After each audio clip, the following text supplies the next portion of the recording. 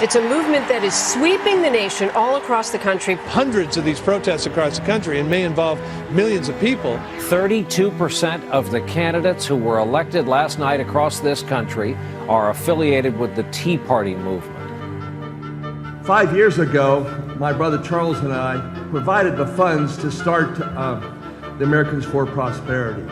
We helped organize huge tea parties all throughout the state. We've held 29 tea parties, dozens of tea parties, led the largest tea party in the nation on April 15th.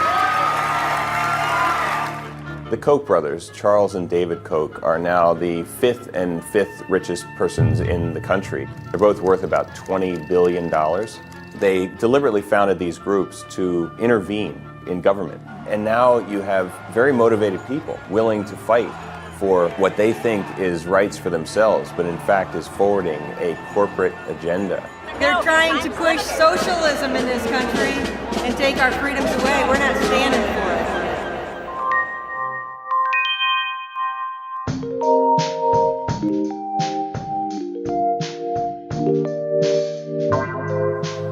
it. Hey everyone, welcome back to American Madness. I'm your host as always, Connor Sarvis. This is a podcast where we explore the consequences of the 2008 financial crash and the ways in which it shaped our current economic, cultural, and political landscape. The insanity of 2020 couldn't have been made possible without the Wall Street depravity of 2008. This week, we're taking a close look at the Tea Party movement, something that just about every American has at least heard of. But do you really know much about where the movement came from? Do you know who they were and what they wanted? And why did they slowly fade away after the 2012 re-election of Barack Obama? Before I started research for this episode, I too knew next to nothing about the Tea Party movement, and that's in spite of living through it. It wasn't until I started digging that I realized there were much darker forces at play behind the freedom-loving, tax-hating conservatives that we saw protesting in Washington. The movement sprang from a legitimate and bipartisan anger at the failures and corruption of Wall Street. But almost from the very beginning, that justified anger was co-opted and molded by the Koch brothers and others like them. The movement was weaponized to unwittingly further the agendas of big business such as Koch Industries. Koch-backed political tools, like Americans for Prosperity and FreedomWorks, harnessed that collective American outrage and adjusted the focus from anger at Wall Street to anger at the government. And this made perfect sense to countless American citizens who saw hundreds of billions of their own tax dollars gifted to banks and corporations while their homes were foreclosed upon. Join me as we pick apart the history of the Tea Party movement and see how millions of Americans became unwitting pawns in a sinister game of billionaires' chess, a game which still isn't over.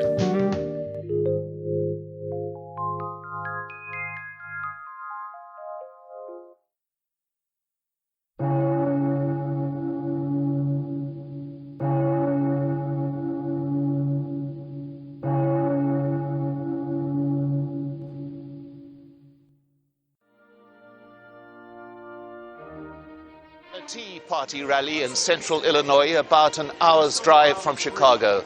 The weather is freezing, but the faithful are here to express their support for a new force in US politics.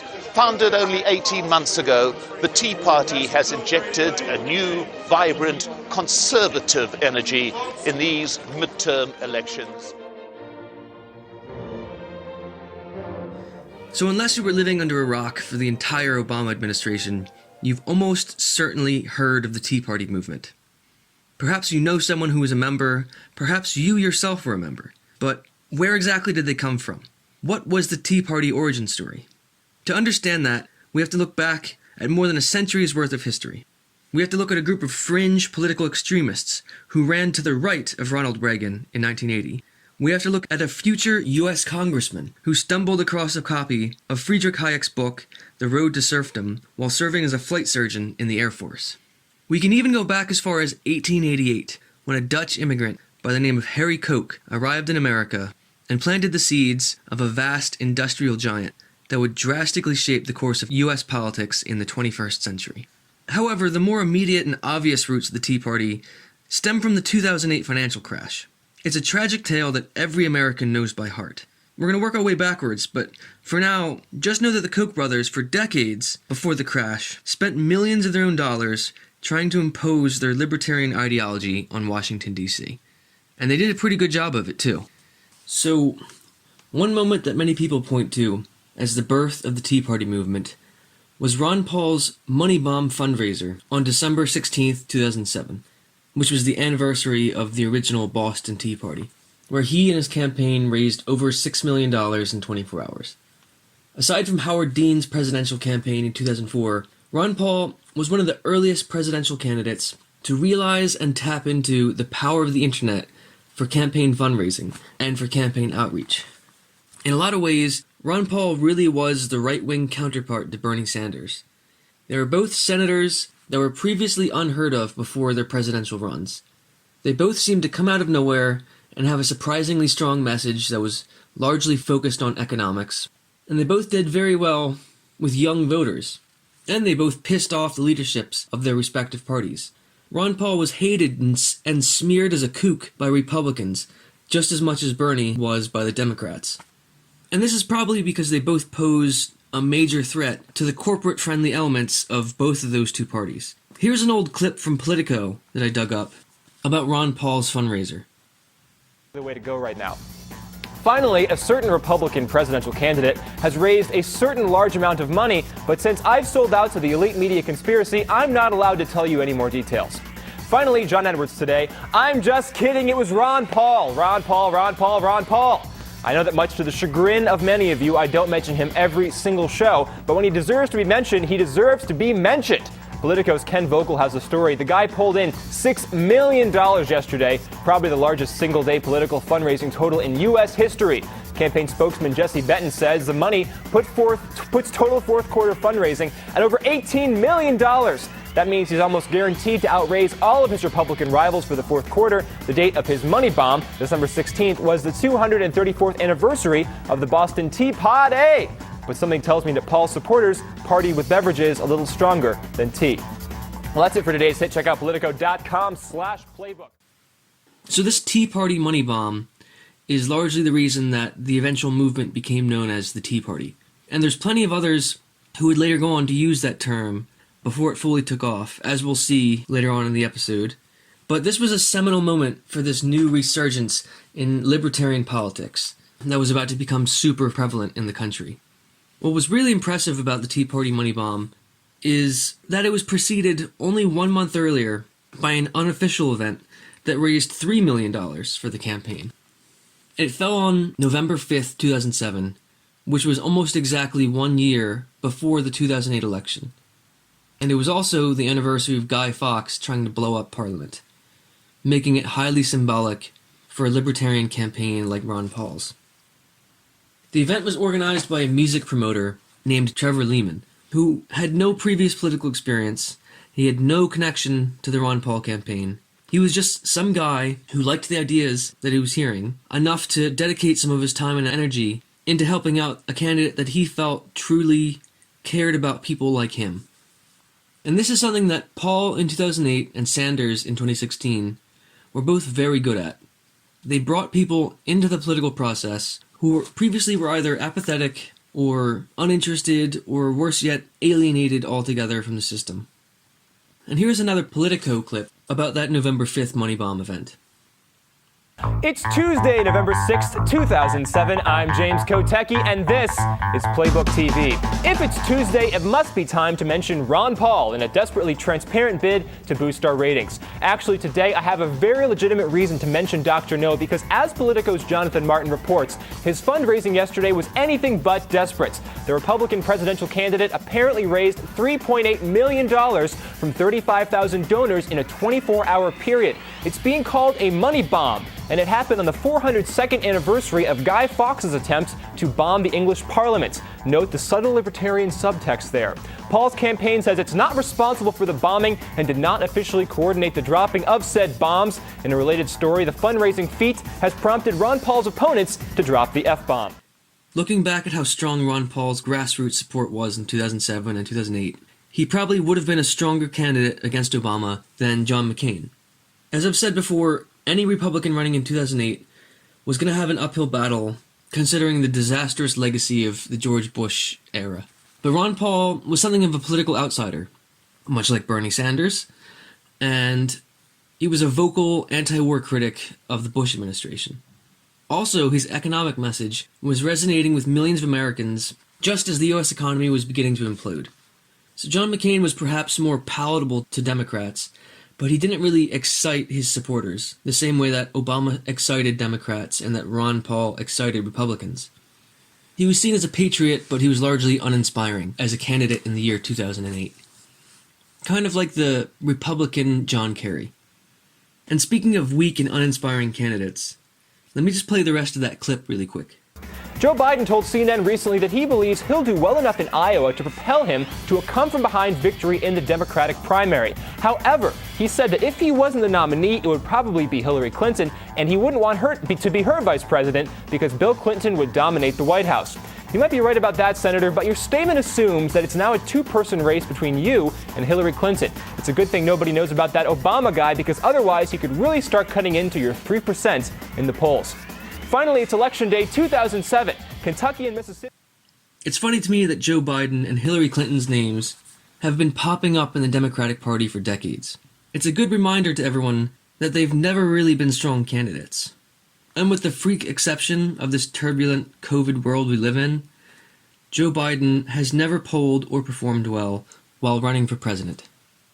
So, unbeknownst to most Americans, during the second half of 2007 and the first half of 2008, a massive housing bubble, which was building for years, was getting ready to burst. If anyone was actually looking for it, they easily would have found it. But the problem was, the economy was doing great for most people, so why would they ever think to check how it was doing? Anyone can see that there's a real estate bubble. Actually, no one can see a bubble. That's what makes it a bubble. That's dumb, Lawrence. Those who had the power to stop it from happening were either personally profiting from the markets as they were, or they were afraid to spook investors and Americans by taking any drastic measures. And at the time, they still didn't fully realize how bad it was going to get. On January 11th, in 2008, Bank of America bought mortgage lender Countrywide Financial for $4 billion in stock. And at the time, this was considered a really good deal. But as soon as the acquisition was finalized, and they began digging into Countrywide's books, they realized that they had just purchased a company that had been handing out no-questions-asked loans to customers who had no way of actually paying them off, and that they were now legally liable for any mortgage abuses committed by Countrywide Financial. By early 2008, President Bush had realized what was coming and knew that he had to do something. Federal Reserve Chairman Ben Bernanke testified to Congress on January 17th that quick action had to be taken and that we were headed towards a recession of some kind. So the House passed a stimulus package on January 29th, and the Senate then tweaked that package to their satisfaction, and they passed it on February 7th, and the House then approved it the same day.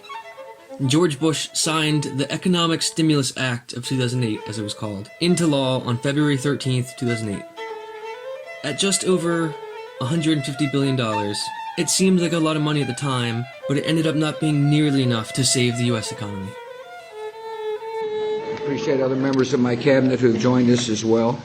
You know, I know a lot of Americans are concerned about our economic future. And so in January, we had an important phone call with the leaders of the Congress to talk about whether or not we could come together to provide a booster shot for our economy, a package that is robust, temporary, and puts money back into the hands of American workers and businesses. Congress passed a really good piece of legislation, and they did so in a very expeditious manner. The bill I'm signing today is large enough to have an impact, amounting to more than $152 billion this year, or about 1% of GDP.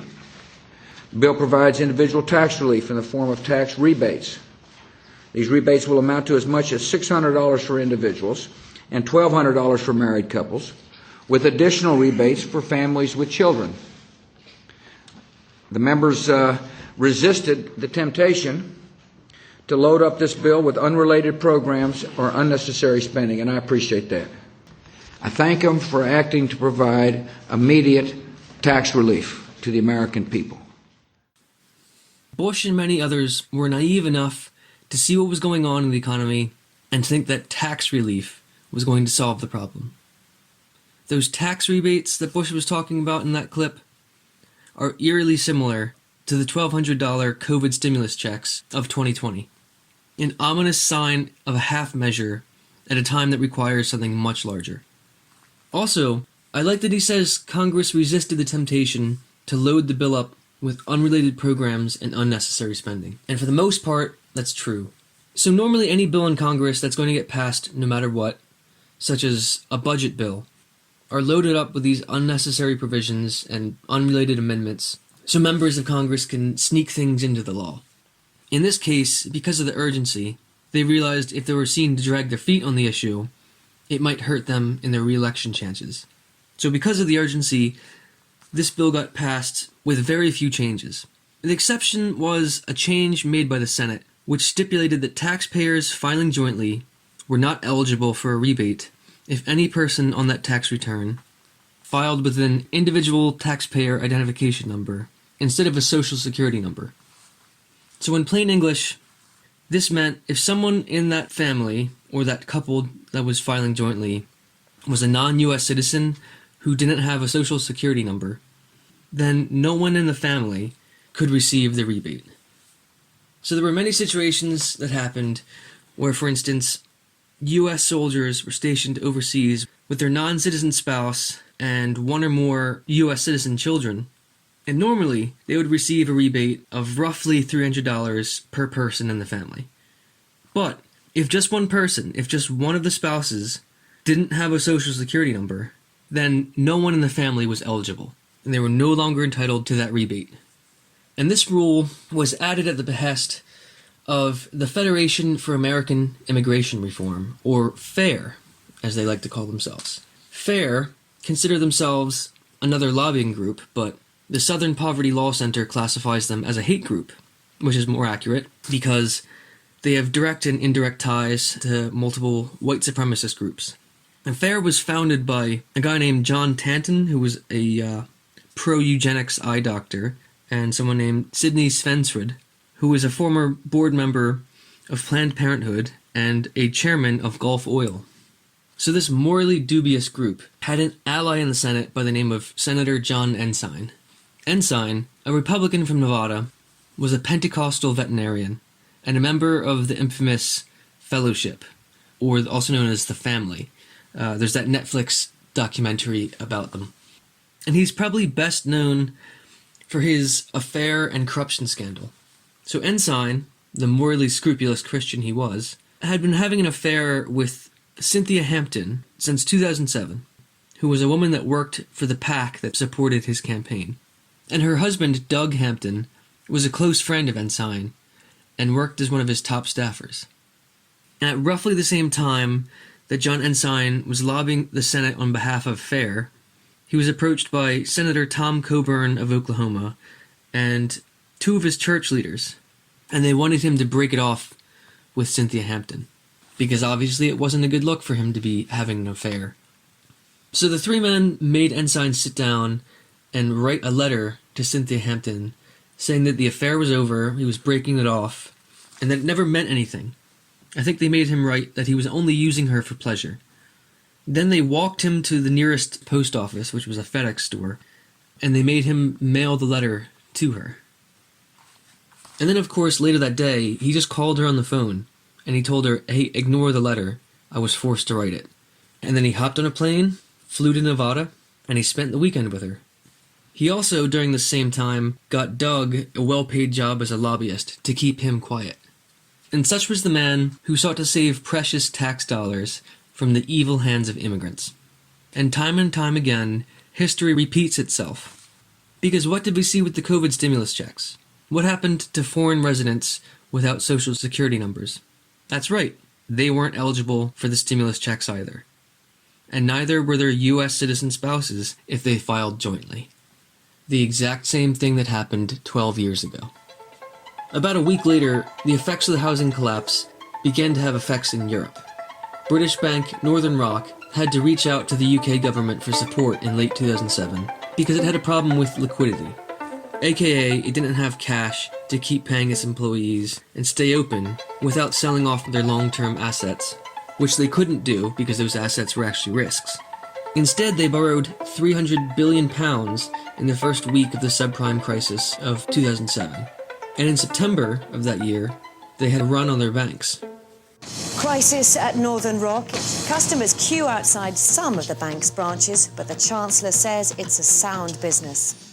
The decision by Northern Rock to seek emergency funding from the Bank of England marked it as the first high-profile casualty of the crisis in the international money market, triggered by bad loans in the US housing sector. Way past normal closing time, on a Friday night, the Harrow branch of Northern Rock, still open this evening, dealing with queues of people waiting to withdraw their money. When you've got your life savings invested, you want to be sure that they're safe, don't you? Well, if they're not in trouble, why are they having to borrow from the government? This was just the start of a continent-wide European problem that would lead to the euro crisis and deep austerity. But that's the subject of a future episode. So back home in America, the Federal Reserve was propping up any financial institution that was about to go under with free money. They assisted JP Morgan Chase in the purchase of the crumbling Bear Stearns with massive loans because no private investor wanted to touch any of it for good reason. Jamie Dimon, who was CEO of JP Morgan Chase at the time, later on claimed that the government only had a very small role and that really it was his company that took on most of the risk and did the real work. And mostly that is just, it's false. It's not true. If it weren't for the Fed and the government, there's no way that JP Morgan ever would have bought Bear Stearns. And people like Jamie Dimon, they don't get rich by telling the truth. And I only mention him because you might start hearing his name a lot next year if Joe Biden wins. And that's because Biden has mentioned Jamie Dimon as his possible Treasury Secretary. But anyway, the investors had entirely lost interest because they had discovered at some point along the way the rating agencies for all these financial institutions were rating everything as low-risk AAA investments, regardless of how risky they actually were. And this is highlighted accurately in the 2015 film The Big Short. Can we see the paperwork on those deals? Oh, I'm under no obligation to share that information with you, Just whoever you might answer the be. question, Georgia. Can you name one time in the past year where you checked the tape and you didn't give the banks the AAA percentage they wanted? If we don't give them the ratings, they'll go to Moody's, right down the block. If we don't work with them, they will go to our competitors. Not our fault, simply the way the world works. Holy shit. Yes, now you see. And the Federal Reserve had also been cautiously lowering the interest rates in the first quarter of 2008 to try and coax investments. But it wasn't enough. To truly have had an effect, the only thing they could have done would have been to slash interest rates to 0%, which Ben Bernanke was unwilling to do. And even then, it was probably too late. The damage was already done. Wall Street and other financial lenders had been handing out these bad loans for the better part of a decade, and now their chickens were coming home to roost. On March 7th, the Fed announces that they're going to offer up to $200 billion in loans for Wall Street firms. 3 days later, they double that amount to $400 billion. By the 16th of March, they remove the cap entirely and effectively offer unlimited money in liquidity to Wall Street firms that are in danger. And I'm not really sure how many of you know this yet, but the Fed was just doing the exact same thing a few months ago. At the start of the COVID crisis, they were pumping $1 trillion of liquidity per day into the economy. So it seems the only thing they learned from the last financial crash is that they didn't give enough money to financial institutions last time around. And just keep that in mind next time they say that we can't afford Medicare for all or student loan forgiveness. By now, Bush's term can't end soon enough. He doesn't want to act because whatever he's going to have to do would totally go against his pledged fiscal conservatism. But he also knows that failure to act at all would equally destroy whatever shred of his legacy remained. So he was just burying his head in the sand that summer and hoping it would go away. And meanwhile, the US dollar continued to weaken and commodity prices like oil continued to soar. By the end of the summer, the government essentially nationalized Fannie Mae and Freddie Mac, the two massive government enterprises that were created to expand and foster the mortgage markets. It was no longer a question of will there be a bailout, but rather when will the bailout happen and how big will it be? In recent weeks, the federal government has taken extraordinary measures to address the challenges confronting our financial markets. We've taken control of Fannie Mae and Freddie Mac, the home finance agencies, to help promote market stability and to ensure they can continue to play a role in helping our housing market recover. This week, the Federal Reserve acted to prevent the disorderly failure of the insurance company AIG.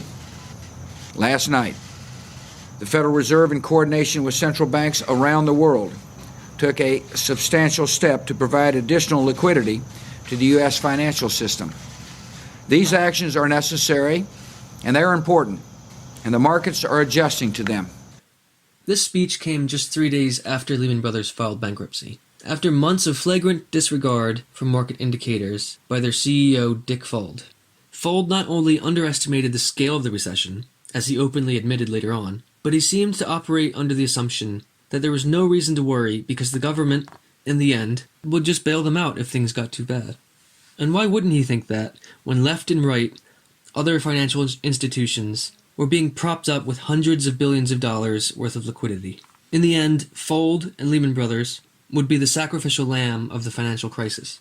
This was done as sort of a hollow show of force by the Bush administration, that they wouldn't let these lenders get away with destroying pensions and homes and lives of everyday Americans.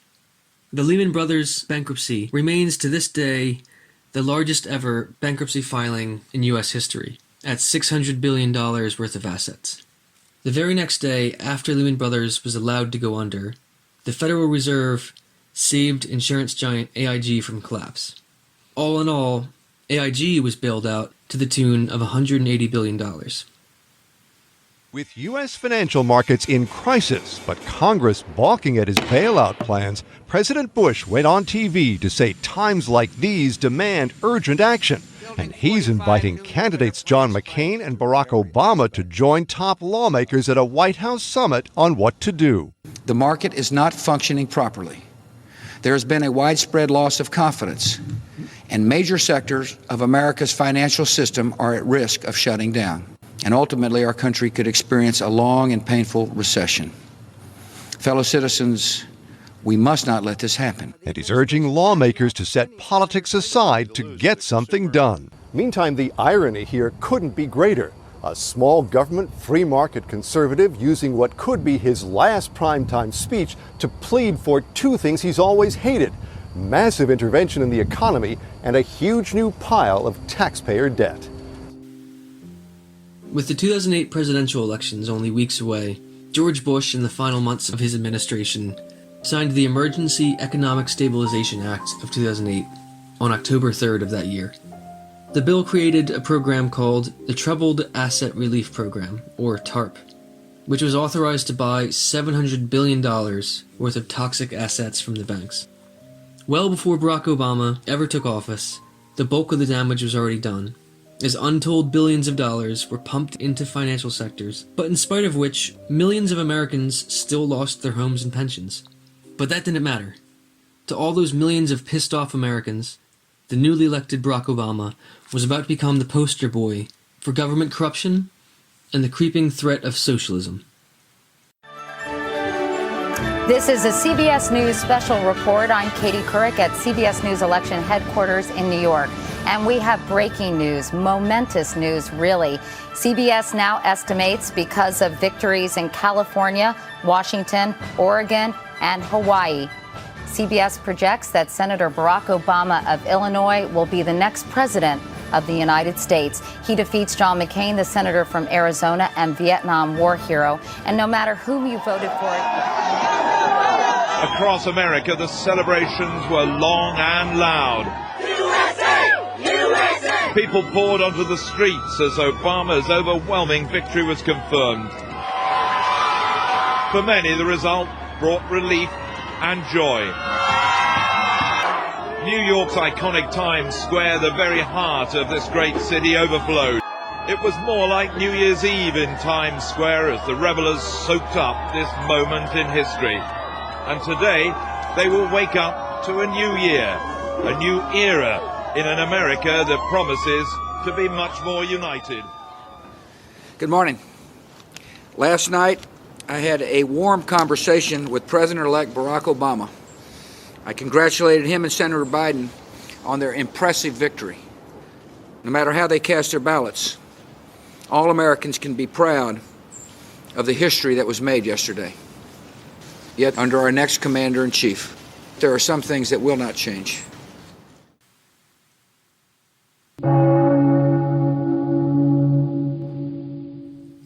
So that's all just a very long-winded way of saying the economy was a bit fucked and everyone was mad about it.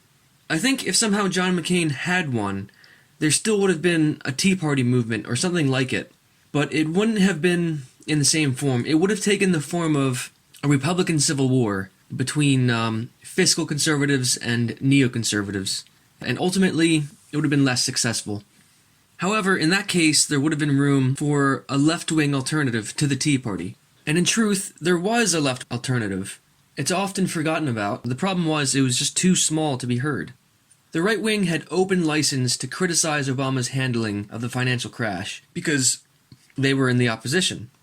But any left-wing dissent was largely stamped out.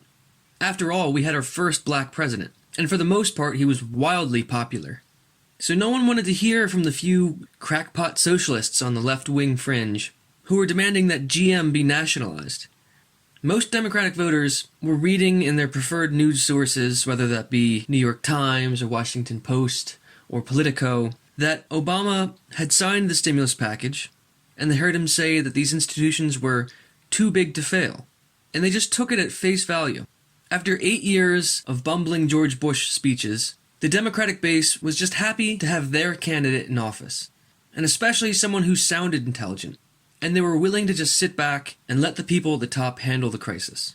Similar to today, a lot of Americans are simply too busy and too anxious to keep up with the minutiae of politics. And that's why many of them are flocking to Joe Biden in droves. As uninspiring as he may be, they're simply fatigued from this onslaught of a turbulent Trump presidency. They want to go back to tuning out and just going into autopilot. They want someone who at least pretends to have things under control, and who does the whole song and dance of acting quote-unquote presidential. But back to 2008, there are dozens, if not hundreds, of political henchmen and underlings that made the Tea Party the political force it was. But I'm going to focus on just 4 key figures. Former Congressman and presidential candidate Ron Paul, former House Majority Leader Dick Armey, and billionaire brothers Charles and David Koch. These 4 men did more than probably anyone else to mold the millions of angry Americans into a single unified movement. I've already mentioned Ron Paul's presidential campaign, but let's turn back the clock several decades and look at where he came from. So Ron Paul received his MD from Duke University in 1961, but just 2 years later he was drafted into the U.S. Air Force. At the time he had a family and he was a practicing doctor, so had he wanted to, he almost certainly could have been deferred, but nevertheless, he felt it was his duty to serve, and so he spent 2 years as a flight surgeon. One consequence of this choice is that nearly half a century later, during the 2012 Republican debates in New Hampshire, he would get a chance to make Newt Gingrich look like a coward on national TV. Yeah, I think people who don't serve when they could and they get 3 or 4 or even 5 deferments aren't. They have no right to send our kids off to war and not be even against the wars that we have. I'm trying to stop the wars, but at least, I went when they called me up. Dr. Paul has a long history of saying things that are inaccurate and false. The fact is, I never asked for deferment. I was married with a child. My father was, in fact, serving in Vietnam in the Mekong Delta at the time he's referring to. I think I have a pretty good idea of what it's like as a family to worry about your father getting killed, and I personally resent the kind of comments and aspersions he routinely makes without accurate information and then just slurs people with. When I was drafting, I was married and had 2 kids, and I went. I wasn't eligible for the draft. I wasn't eligible for the draft. Another consequence of his choice to join the Air Force was that somewhere along the line, someone lent him a copy of the book The Road to Freedom by Friedrich Hayek. It's a very well-known book in libertarian circles. It's a book that warns about the dangers of a centrally planned economy and how that could lead to the conditions for a dictatorship. Hayek, who was an Austrian economist, he was writing this in the 40s, he was looking around at the world, and he saw what happened in Soviet Russia and in Nazi Germany, and his own personal libertarian beliefs led him to the conclusion that in both of those cases, it was the attempt to centrally control and plan a nation's economy from the top down that led to authoritarian brutes like Hitler and Stalin. And Hayek was part of what's known as the Austrian School of Economics, which at its core is just a libertarian school of thought that believes all aspects of the economy can essentially be boiled down to the actions of an individual and not the actions of the group. Now, personally, I find this a bit ridiculous because humans don't live in a bubble, and nearly every aspect of our lives are affected by our interactions with others. But nevertheless, a lot of people take this as gospel, Ron Paul being one of them.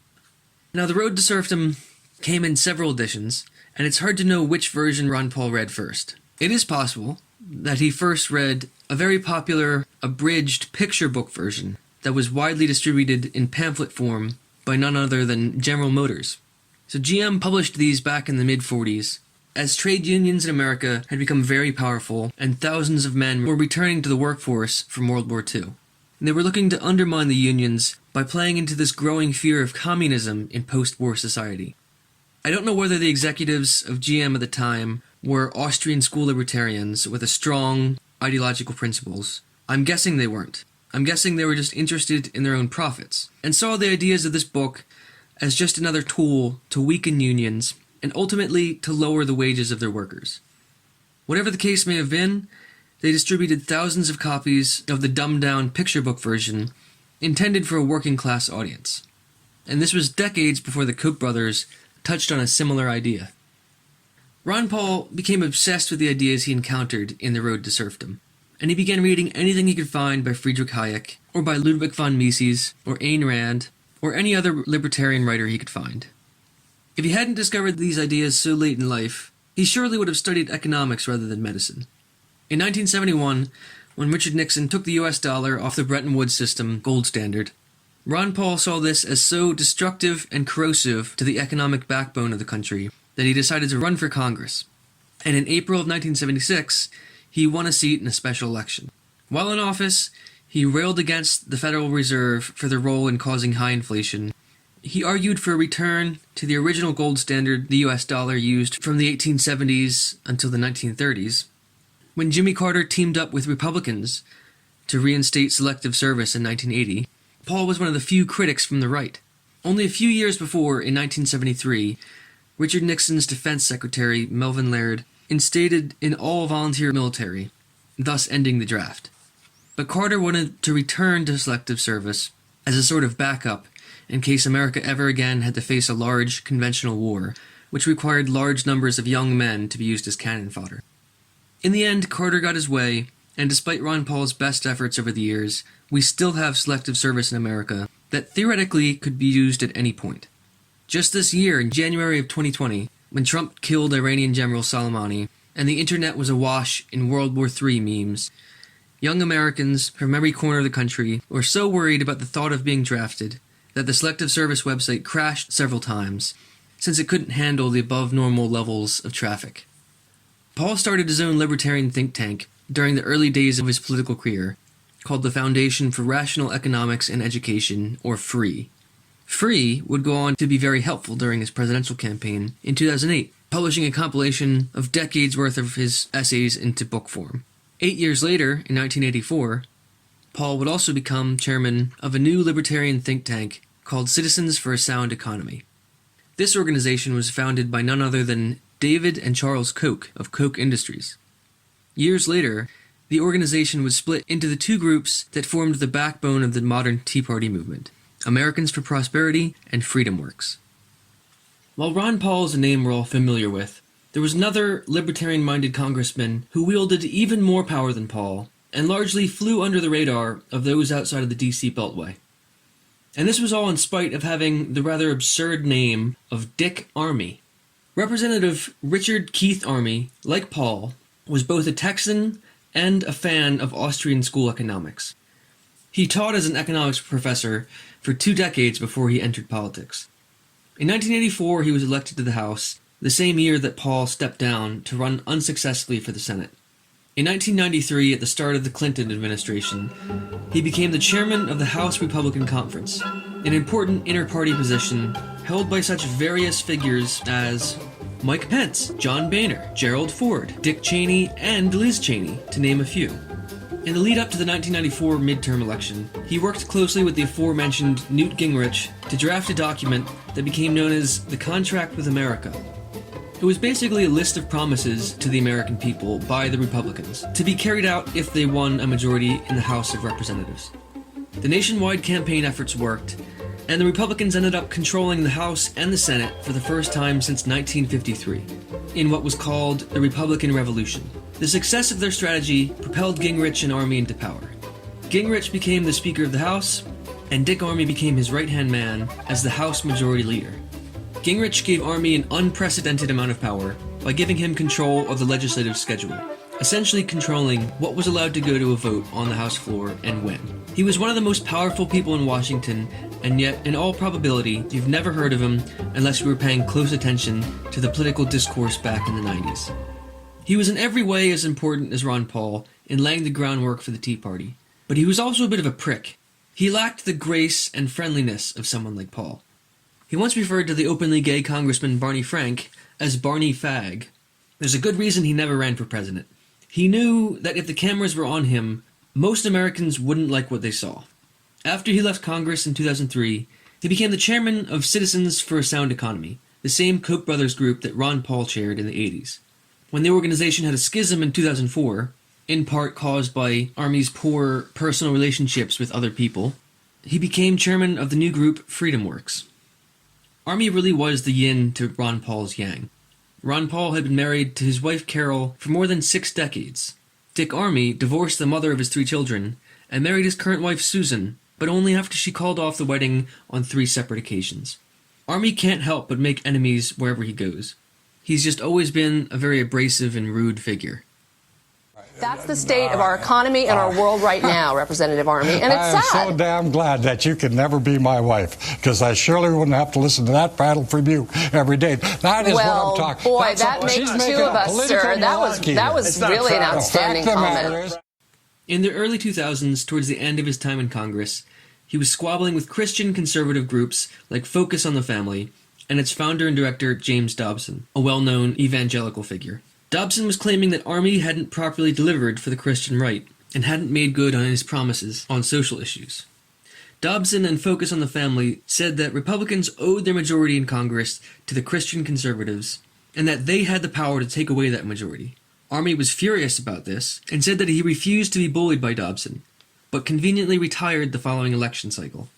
In all honesty, Dick was probably happy to be free of the never-ending re-election campaigns that House members are cursed with.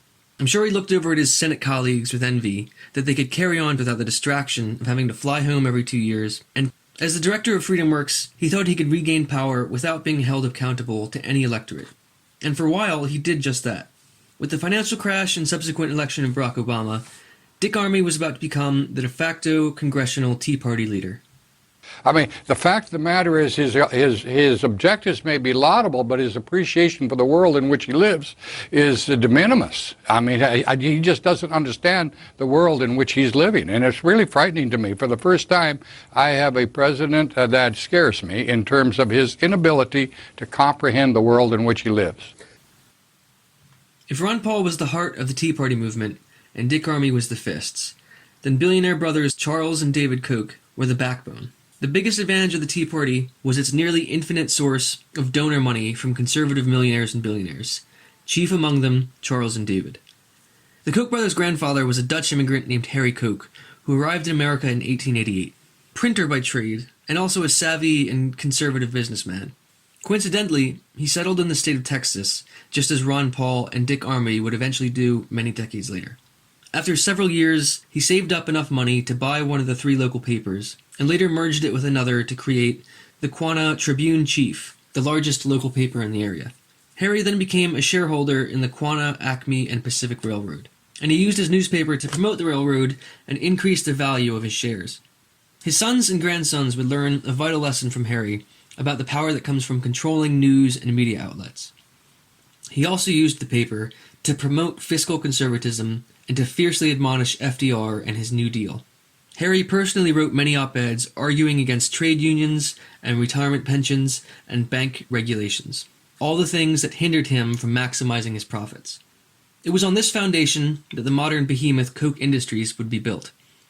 His son Fred went on to study at MIT and became a chemical engineer, working in the booming oil industry of the 1920s. He eventually became a partner of the firm Winkler Koch Engineering in Wichita, Kansas. Despite the radical libertarian ideology he would later espouse, young Fred Koch seemed more interested in profits than principles. While his own company was domestically bogged down in a legal dispute over patent rights, he traveled to the Soviet Union, where there was no patent law, to begin building oil refineries for the communists. At roughly the same time, he also built a refinery for Hitler's Third Reich, in a project that was directly overseen by the Führer himself. That refinery would later be of crucial significance to the Second World War, as it was one of the few plants capable of creating high-octane fuel needed for the Luftwaffe fighter planes. It was Fred's time spent in Russia specifically that pushed him towards radical libertarianism. Several of the Bolshevik engineers he worked with were purged by Stalin's government at the time he worked with them, either being killed or sent to the Siberian gulags. Over time, he deeply regretted his collaboration with the Soviets, who he saw as an evil regime. Interestingly, it didn't seem that his collaboration with the Nazis troubled him quite as much.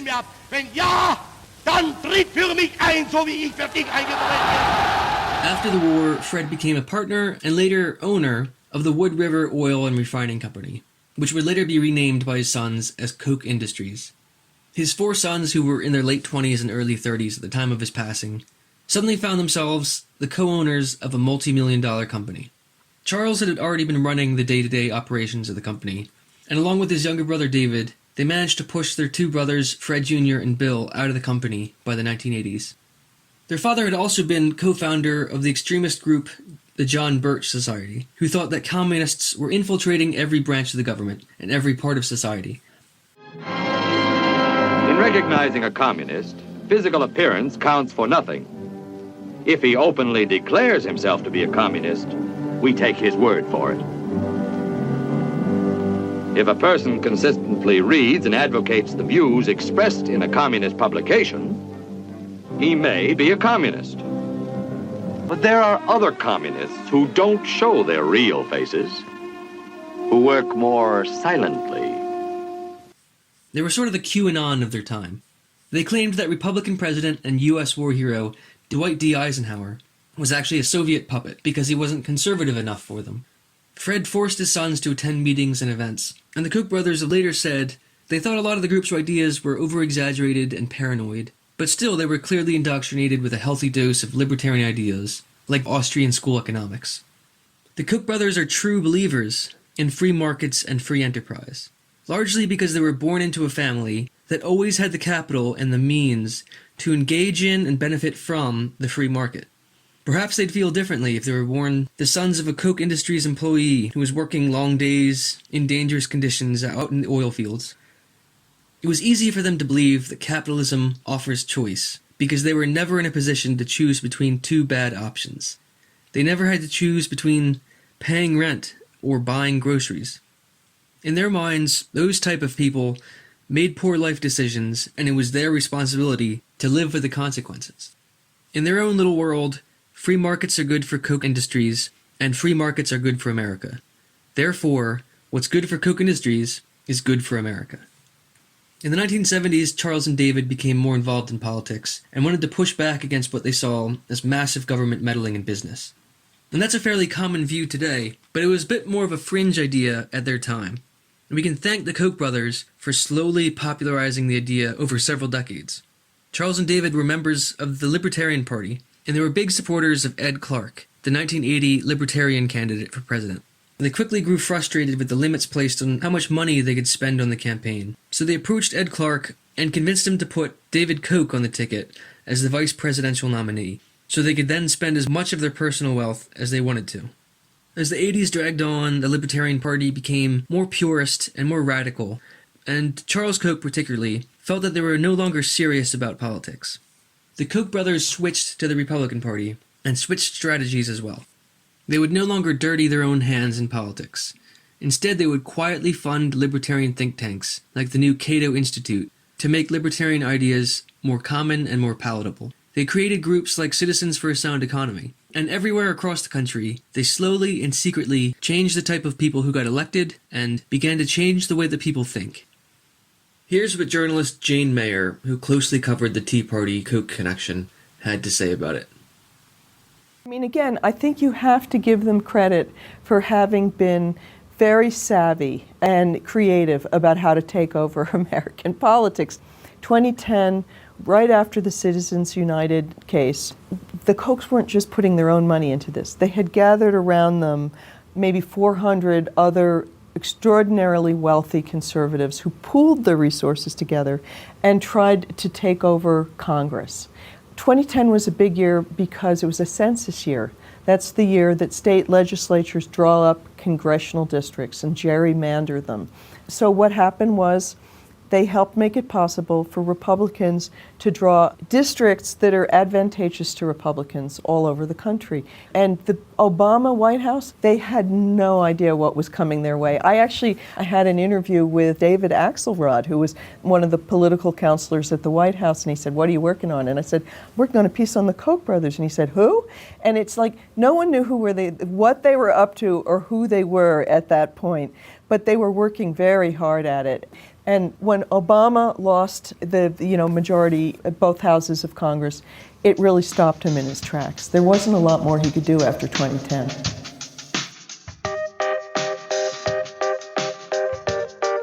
Thanks everyone for listening so far.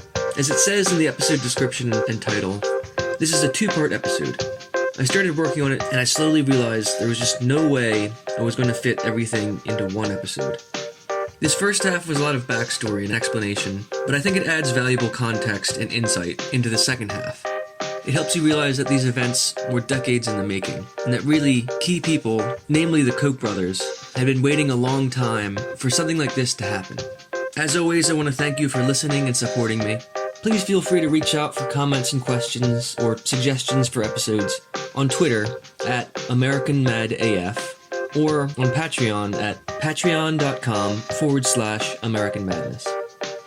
Now this episode is actually in memory of an old friend of mine who I'd lost touch with for years, but tragically I recently learned that he's passed away. He was another victim of the horrendous opioid crisis in this country that's taken far too many lives and ruined far too many families. So I dedicate this episode to Paul Myers, who first introduced me to the ideas of Ron Paul when we were just kids in high school back in 2008. Earlier this month would have been his 28th birthday. We didn't always have the same political views, but Paul was a great critical thinker, and he was a very naturally astute observer. I would have loved to have picked his brain for this episode on his thoughts about Ron Paul. Just another reminder not to take anything for granted, and try to live each day to its fullest. Stay safe, God bless, and please, tune in next week for the second half of this episode.